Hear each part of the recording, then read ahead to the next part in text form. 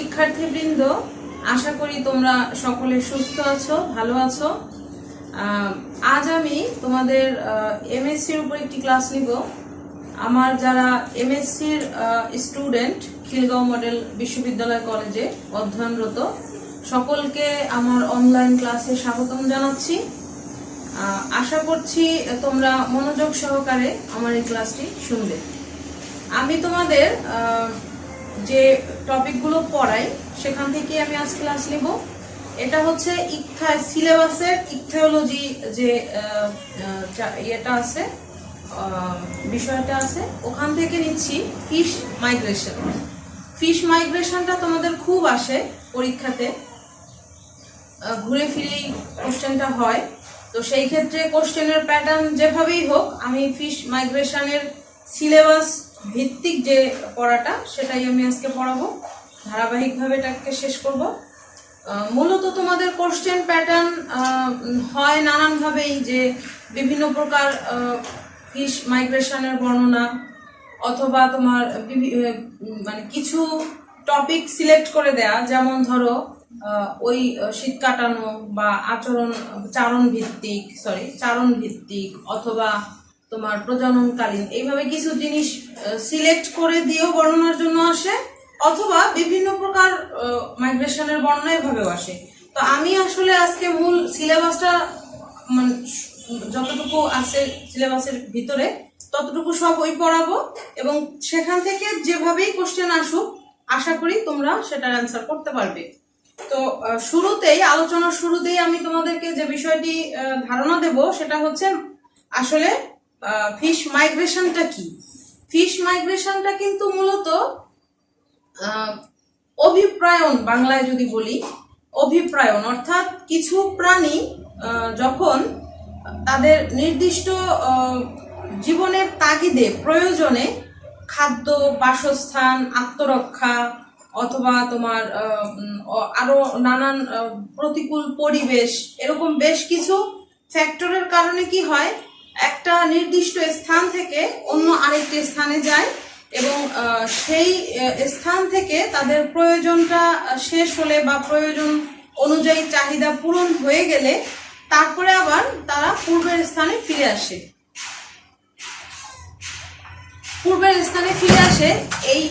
এটাই হচ্ছে তোমার মূলত ফিশ মাইগ্রেশন না, এটা হচ্ছে মাইগ্রেশন। আর মাছ যখন তার নির্দিষ্ট এই প্রয়োজনগুলো মেটায় তখন তাকে মানে মাছ যদি করে তখন সেটাকে বলা হবে ফিশ মাইগ্রেশন। এক্ষেত্রে এই মাইগ্রেশনটা সব ধরনের প্রাণীতেই দেখা যায়, তোমার পাখিতে দেখা যায়, মাছে দেখা যায়। তা আমরা তো আসলে আজকে মূলত আলোচনা করবো ফিশের উপরে। তো সেই হিসেবে ফিশ যে কারণে করে, এখানে দেখো আমি কিছুটা লিখে রেখেছি অলরেডি, যে খাদ্য গ্রহণ, বাসস্থান, প্রজনন, অনুকূল আবহাওয়া, আত্মরক্ষা, মূলত এই কয়েকটি কারণের জন্যই কিন্তু মাছ মাইগ্রেশন করে। কি বললাম? খাদ্য গ্রহণ, বাসস্থান, প্রজনন, অনুকূল আবহাওয়া, আত্মরক্ষা। এই কারণগুলোর জন্য মাছ যখন এক স্থান থেকে অন্য স্থানে যায়, অর্থাৎ তার বাসস্থানের পরিবর্তন করে এবং তার প্রয়োজন অনুযায়ী চাহিদাগুলো সেখান থেকে পূরণ করে আবার পূর্বের স্থানে ফিরে আসে, এই পুরো বিষয়টাই হচ্ছে তোমার ফিশ মাইগ্রেশন।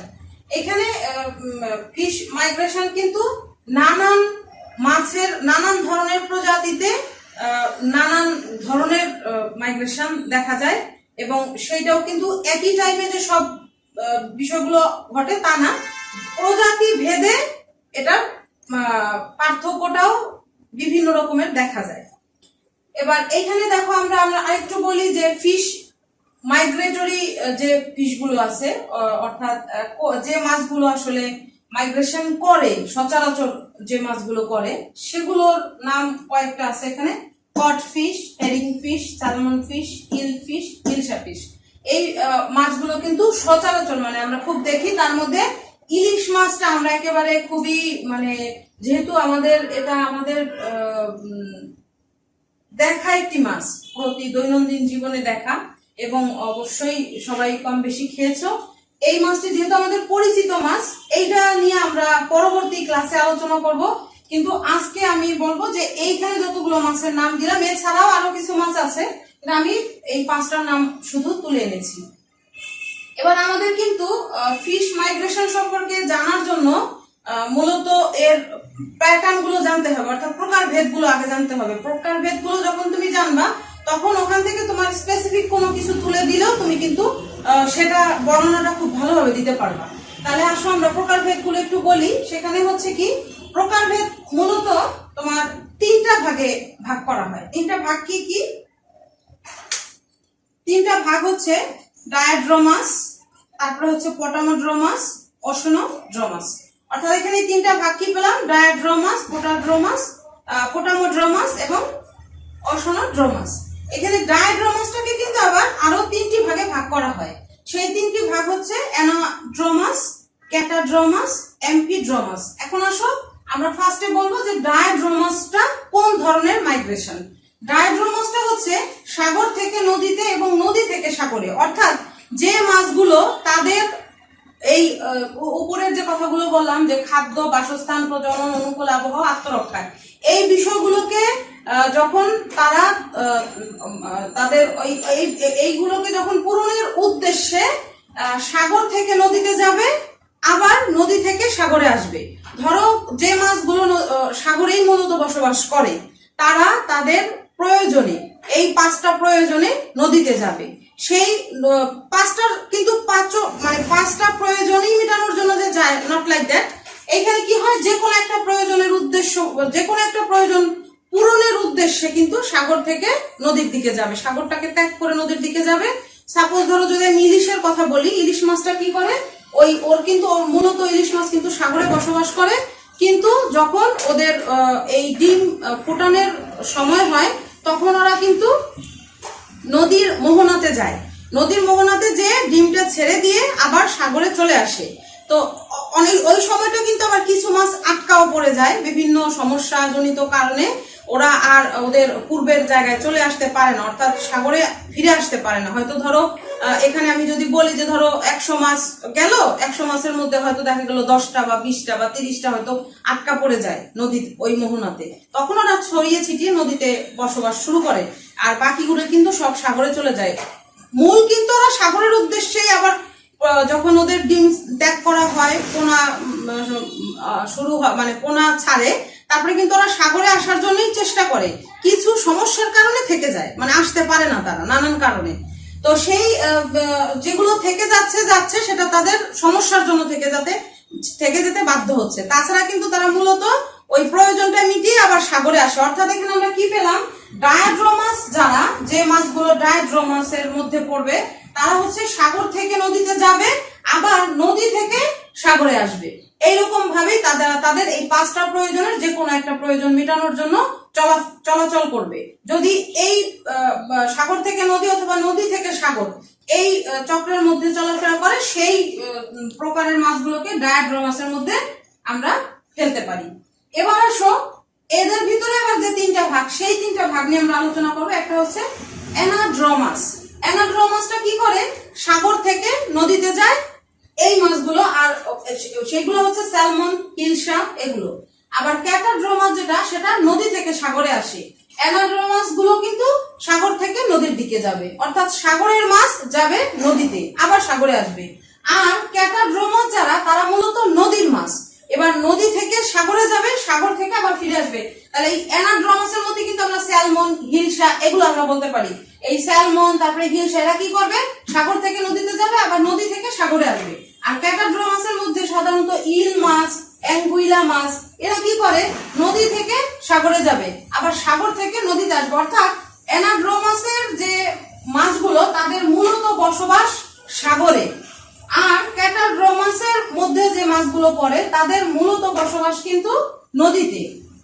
আর এদের আরেকটা আছে এমফিড্রোমাস। এমফিড্রোমাসটা কি করে, নদী থেকে সাগরে এবং সাগর থেকে নদীতে। অর্থাৎ এই এমফিড্রোমাসের মধ্যে ওই 2 টাইপের, মানে যে কোনো মাছে এই প্রকারভেদের ভিতরে আসবে। সেখানে গোবিস নামক এক ধরনের মাছের প্রজাতি আছে, যারা এই নদী থেকে সাগর, সাগর থেকে নদী, জিনিস, দুইটা পথই তারা অবলম্বন করে তারা তাদের এই প্রয়োজনটা মিটাবে, অর্থাৎ খাদ্য গ্রহণ, বাসস্থান, প্রজনন, অনুকূল আবহাওয়া, আত্মরক্ষা, এই পাঁচটার যে কোনো একটা প্রয়োজন তারা মিটাবে। এবার আসো পটাড্রোমাস। পটাড্রোমাসটা কি?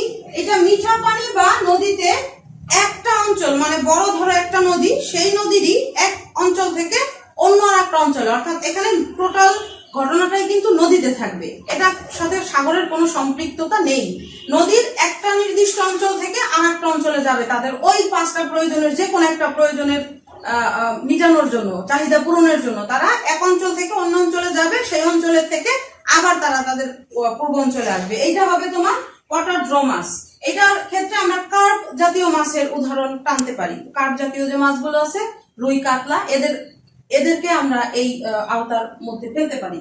আবার ওশনড্রোমাস যে তোমার প্রকারভেদটা, সেখানে সমুদ্রের পানিরই এক অঞ্চল থেকে অন্য অঞ্চল, অর্থাৎ এখানে নদী, সাগর এইসব কোনো কাহিনী না, এখানে শুধুমাত্র সাগর, সাগরেরই একটা নির্দিষ্ট অঞ্চল থেকে অন্য আর একটা অঞ্চলে যাবে, আবার সেই অঞ্চল থেকে আর এক অঞ্চলে চলে আসবে তারা তাদের প্রয়োজনটা মিটিয়ে। সেই ক্ষেত্রে আমরা উদাহরণ হিসেবে টানতে পারি টুনা মাছ। টুনা মাছগুলো কিন্তু এইভাবে তাদের প্রয়োজনীয় চাহিদা পূরণ করে, তাহলে তাদেরকে বলবো আমরা ওশনড্রোমাস। এই গেল আমাদের টোটাল তিনটা ভাগ। প্রথমটা আবার তার ভিতরে তিন ভাগ আছে, তো সেই হিসেবে এইটা হচ্ছে মূলত প্রকারভেদ, অর্থাৎ যত মাছ আছে তারা সবাই এই আওতার মধ্যে তাদের প্রয়োজনীয় চাহিদাটা মিটায় মাইগ্রেশনের ক্ষেত্রে। এবার আসো, তোমাদের আরো একটা প্রশ্ন অনেক সময় থাকে। প্রশ্নটা কিভাবে থাকে, যে ধরো থাকতে পারে যে প্রজননকালীন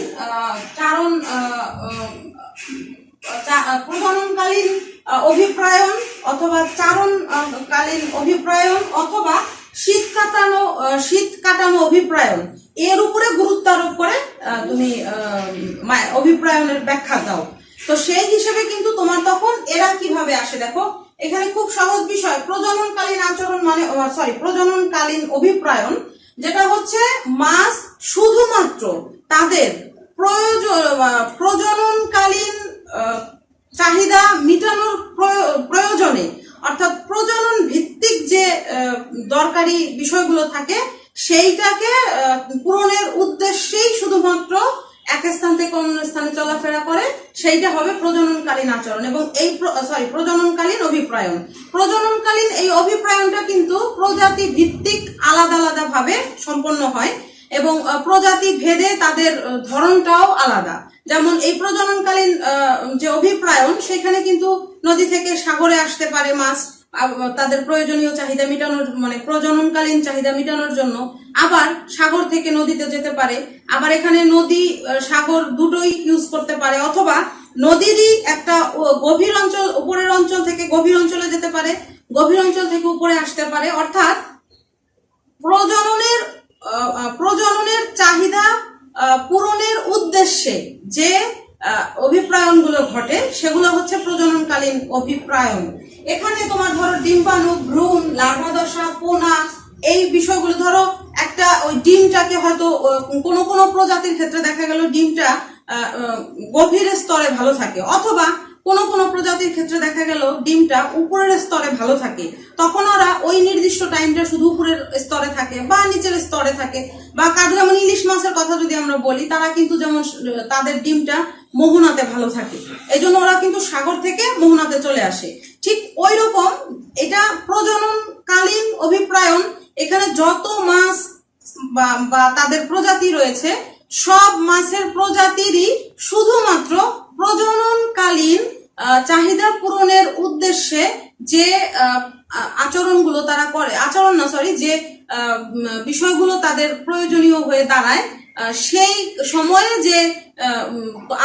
যে জায়গাগুলো চেঞ্জ করে বা যেখানে যায় বা যেভাবে তারা তাদের প্রয়োজনটা মিটায়, সেই ঘটনাটাই হচ্ছে তোমার প্রজননকালীন অভিপ্রায়ন। এটা গেল। এখানে তোমার প্রজননকালীন আরো যেটা হয় যে ধরো সবাই তো এক টাইমে পরিপক্ক হয় না, এখানে যত প্রজাতি আছে সবারই প্রজননের উদ্দেশ্যে যে তোমার অভিপ্রায়নটা তারা ঘটায়, এইটা মূলত সেই অভিপ্রায়নটা। এবার আরেকটা আছে ধরো চারণ অভিপ্রায়ন। চারণ অভিপ্রায়নটা হচ্ছে এখানে খাদ্য বা আত্মরক্ষার উদ্দেশ্যে, এখানে খাদ্য বা আত্মরক্ষার উদ্দেশ্যে যে অভিপ্রায়নগুলো ঘটানো হয় সেটা কিরকম, ধরো এই চারণ অভিপ্রায়নটা কিন্তু নদী থেকে সাগরে আসতে পারে, সাগর থেকে নদীতে যেতে পারে, পুকুরের বা নদীর একই অঞ্চল থেকে অন্য অঞ্চলে যেতে পারে। এখানে দেখো আমি একটু বলি যে চারণ, ধরো কোনো একটা মাছের প্রজাতি একটা নির্দিষ্ট এলাকায় তারা বসবাস শুরু করলো, এইখানে বসবাস শুরু করার পরে তাদের ওইখানে খাবারের যোগান শেষ হয়ে গেল, ওখানে আর তাদের খাবার নাই, তখন তারা খাবারটাকে পাওয়ার উদ্দেশ্যে আরো একটা জায়গায় চলে যাবে। অথবা ধরো এইটা হচ্ছে তোমার এইটা একটা ক্যাটাগরি। আর তাছাড়া ধরো এরকম হতে পারে যে কোনো একটা প্রজাতি ধরো নির্দিষ্ট কোনো একটা এলাকায় একটা নদীর ভিতরে কোনো একটা নির্দিষ্ট এলাকায় তারা ডিম ছাড়লো, এবার দেখলো যে সেই ডিম যেখানে ছাড়া হলো সেইখানে পর্যাপ্ত পরিমাণে হয়তো অক্সিজেন নাও থাকতে পারে, শত্রুর উপদ্রব থাকতে পারে, তারপরে হয়তো দেখা গেল ডিমের জন্য অনুকূল তাপমাত্রা নাও থাকতে পারে, তখন কি করে এক অঞ্চল থেকে আর এক অঞ্চলে চলে যায়। অথবা ধরো খাবার, যেটা বললাম যে খাবার শেষ হয়ে গেল, এখন ওরা হয়তো কি করলো একটা অঞ্চল থেকে আর একটা অঞ্চলে গেল, নদীরই আর এক কোণা থেকে আর এক কোণা চলে গেল, বা এক পাশ থেকে অন্য পাশে গেল, যেখান থেকে খাবার শেষ হয়ে গেল সেই জায়গাটা ত্যাগ করে যেখানে খাবার পাওয়া যাবে সেই জায়গার দিকে চলে যাবে, তখন ওখান থেকে খাবারটা খেয়ে তারা তাদের চাহিদা পূরণ করবে। তারপরে ততক্ষণে কিন্তু আবার হয়তো সে জায়গা, যখন ওখানে খাবার আবার শেষ হবে আবার আরেকটা জায়গা খুঁজবে। এইভাবে যে তোমার অভিপ্রায়নগুলো ঘটে সেটা হবে চারণ অভিপ্রায়ন। এই ক্ষেত্রে কিন্তু আমরা উদাহরণ হিসেবে রুই, কাতলা, এই বিষয় ইল, এদের নাম বলতে পারি। আমার মনে হয় চারণ অভিপ্রায়নটাও তোমরা বুঝছো। এটা কিন্তু এইটারও সেম ঘটনা, যে বিভিন্ন প্রজাতি ভেদে বিভিন্ন সময়ে এদের আচরণগুলো আলাদা বা এদের এই প্রকার ভেদগুলো আলাদা আসতে পারে, কারণ সবার চারিত্রিক অবস্থা বা সবার আত্মরক্ষার মানে সবার প্রয়োজনীয় ধরনের ক্যাটাগরিও কিন্তু এক না, প্রয়োজনীয় যে মানে প্রয়োজনটা সবার এক না, সেই ক্ষেত্রে প্রজাতি ভেদে প্রয়োজন ভিন্ন, আবার প্রজাতি ভেদে তাদের চলাচল করার অবস্থানগত ব্যাপারটাও ভিন্ন হবে। সেটাই বলা হয়েছে যে চারণ অভিপ্রায়ন। আর শীত কাটানো অভিপ্রায়ন যেটা হয়, শীত কাটানো অভিপ্রায়নটাও ওই সেম ঘটনা, যে মূলত শীতের সময়ে আত্মরক্ষার প্রয়োজনে যখন মাছ মাইগ্রেশন করে বা অভিপ্রায়ন করে, সেক্ষেত্রে কি হয়, শীতে কিন্তু সাধারণত মাছের কর্মতৎপরতা কমে যায়, বিপাকের হার কমে যায়, অক্সিজেন কমে যায়, তাপমাত্রা কমে যায়। সেই ক্ষেত্রে দেখা গেল যে এলাকায় আছে সেই এলাকায় যদি এই বিষয়গুলো না থাকে, অর্থাৎ বিপাকের হার কমে যেতে পারে, অক্সিজেনের পরিমাণ কমে যেতে পারে, তাপমাত্রার পরিমাণ কমে যেতে পারে, যখন এই বিষয়গুলো কমে যাবে তখন তো মাছগুলো সেই স্থানে থাকতে পারবে না, ওর বাঁচার প্রয়োজনেই, অর্থাৎ আত্মরক্ষা বলো বা খাদ্য বাসস্থানের কথা বলো, কারণ ও যে মাছের প্রজাতিটা অতিরিক্ত শীত সহ্য করতে পারে না, সে তো অতিরিক্ত শীত পড়লে সেই এলাকায় থাকলে সে বাঁচতেই পারবে না। সেই জন্য কি করে, সে যখন তার এই অনুকূল অবস্থাগুলো থাকে না, তখন অনুকূল অবস্থা বলতে আমি বোঝাচ্ছি যে বিপাক, অক্সিজেন, তাপমাত্রা, খাদ্য, এই বিষয়গুলো যখন ঠিকঠাক থাকে না, তখন কিন্তু তারা ওই শীতকালীন যে এলাকা সেই এলাকাটা ত্যাগ করে অন্য আবার আরেকটা এলাকায় যায়। সেই ক্ষেত্রে নদী থেকে সাগরে যেতে পারে, সাগর থেকে নদীতে আসতে পারে, অথবা নদীরই এক নির্দিষ্ট অঞ্চল থেকে অন্য অঞ্চলে যেতে পারে, সাগরেরই একটা অঞ্চল থেকে অন্য অঞ্চলে যেতে পারে, অথবা নদীর নিচ স্তরে থাকতে পারে বা নদীর উপরের স্তরে আসতে পারে, অথবা সাগরের একেবারে নিচে গভীরে যে তারা আত্মরক্ষামূলক অবস্থান নিতে পারে, অথবা ওই সাগরেরই হয়তো উপরের স্তরে চলে আসতে পারে। অর্থাৎ তারা তাদের অনুকূল উপযুক্ত একটা পরিবেশ খুঁজে নেবে তাদের জীবনের প্রয়োজনে বেঁচে থাকার তাগিদে। এইটা হচ্ছে তোমার শীত কাটানো অভিপ্রায়ন। সেখানে আমরা এক্সাম্পল হিসেবে বলতে পারি শিং, কুচিয়া, পোটোপটেরাস, লেপিডোসিরেন। এই শিং মাছ আমরা মোটামুটি সবাই জানি, সবাই চিনি, আমাদের পরিচিত একটা মাছ। এই মাছটা আমরা কিন্তু দেখলে তুমি খেয়াল করলে দেখবা যে অনেক সময় কিন্তু ওই গর্ত করে মাটির ভিতরে চলে যেয়ে থাকে, আবার অনেক সময় কিন্তু পানিতেও ভাসে।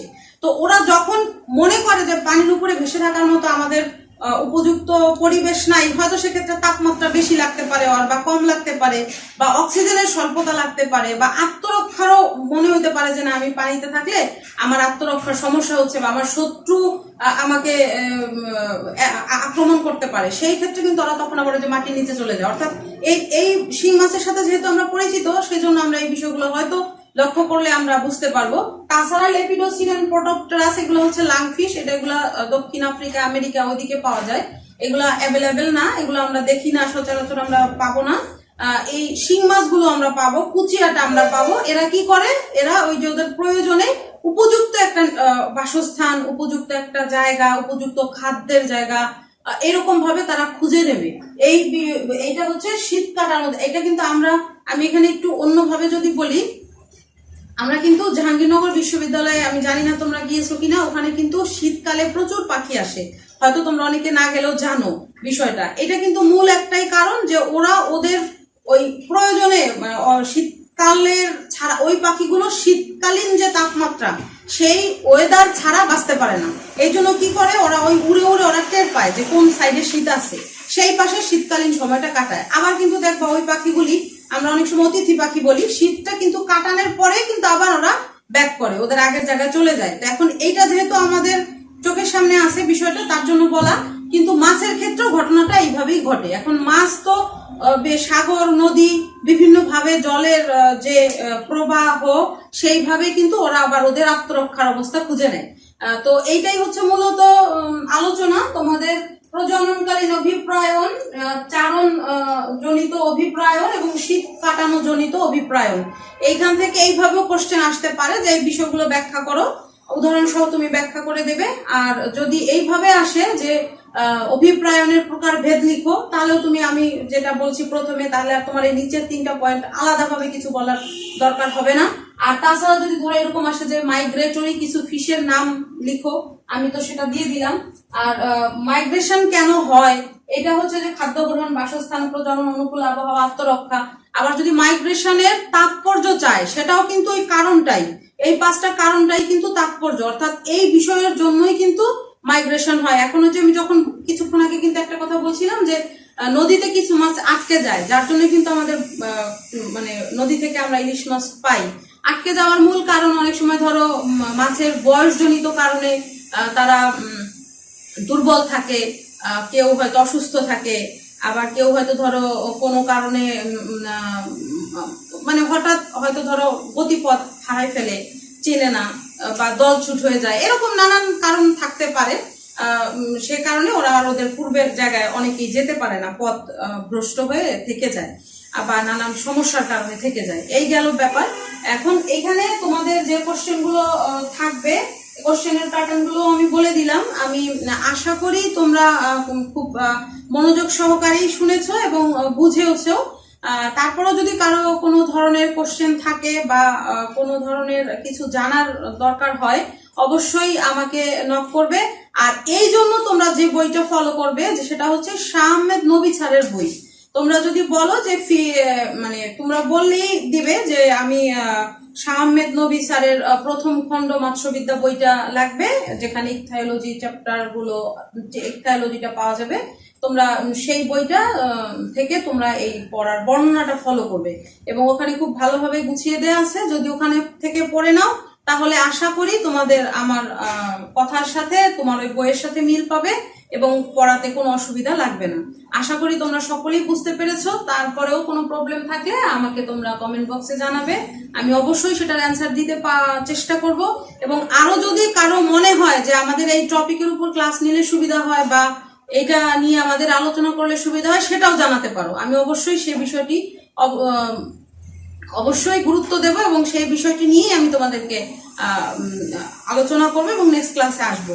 আর আশা করি তোমরা ভালো থাকবে, সুস্থ থাকবে, স্বাস্থ্যবিধি মেনে চলবে এবং সকলে বাসায় বসে পড়াশোনাটা একটু প্র্যাকটিস করবে। আর আমার জন্য দোয়া রাখবে যেন নেক্সট ক্লাসে তোমাদের সামনে আমি আবার সুস্থভাবে হাজির হতে পারি। সেই পর্যন্ত সবাই ভালো থাকো, সকলের মঙ্গল কামনায় আজকে রাখছি।